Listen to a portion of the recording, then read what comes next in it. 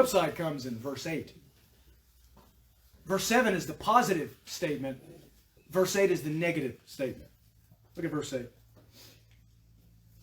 The one who does not love does not know God, for God is love.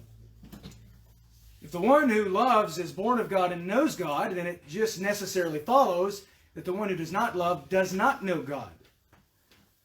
That is to say, that person is not a true Christian. That person is not saved.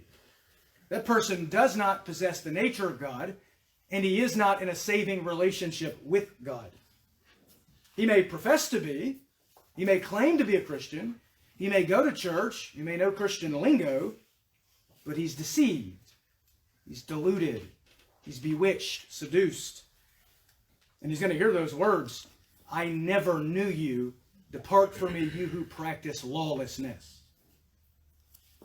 That's the case for those who profess to be Christians, but whose lives are marked by the absence of love. They are not true believers. For God is love. God is love. In other words, orthodoxy without orthopraxy is worthless. Orthodoxy without orthopraxy is worthless. It's not enough to simply know the truth. You can have great theology and go to hell. That's a sober warning, isn't it? You can have great theology and go to hell. You can have a great Christology and yet be unsaved. You can believe in the inspiration and inerrancy and authority of the Scripture and yet be unconverted.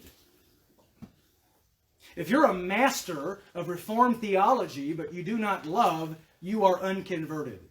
You are unsaved. The problem is that you're not connected to the source. The source.